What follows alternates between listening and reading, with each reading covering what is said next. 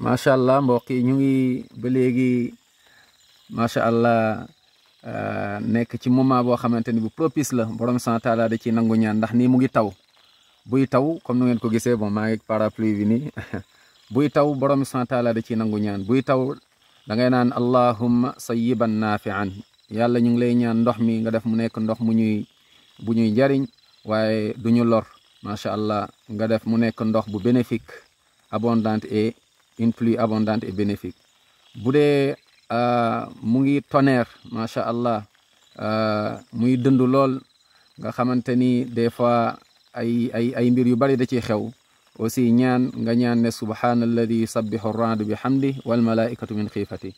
bu tawee ba pare nga ne mutirna bi fadlillahi wa rahmati naam borom bi subhaanahu wa taala day nangu ñaan jamonoy taw kon nañuy profito di ñaan buy taw ñaanal am na moment yoo xam ne yàlla da ciy nangu ñaan macha allah facilement nit ki bu nekkee en voyage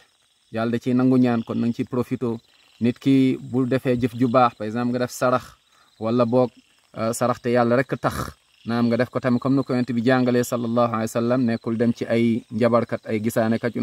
naan laan reyal xar bu ñuul ak wala boog ginaar gu xonk loolu moom boo fa demee boo jullee 40 jours yàlla du ko nangu te nag buñ la waxee nga gëm génn nga ci lislaam nekkatuloo jullit subhanallah mooy ñi di dem ci seetkat gisaanekat sandikatu petaaw njabarkat ak yooyu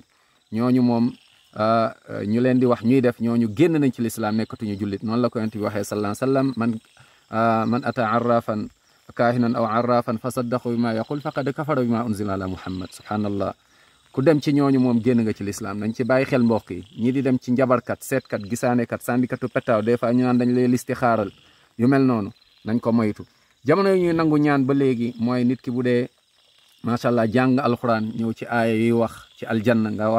na nga taxaw arrêtel nga ñaan borom sant taala na la yàlla yërëm dugal la aljanna boo gisee aaya yi wax ci safara nga ñaan borom sant taala na la musal ci safara ak mbugalu safara naam profitol donc bu fekkente ne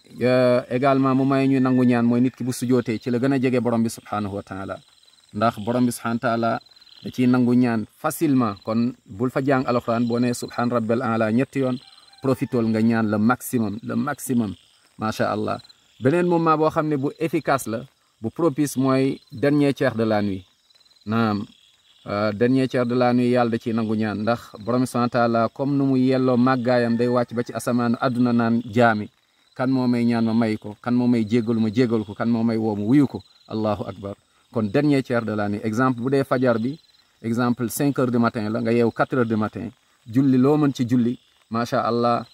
ñaan ci yàlla da ciy nangu ñaan kon nañuy profité di ñaan mooy ngànnaayu jullit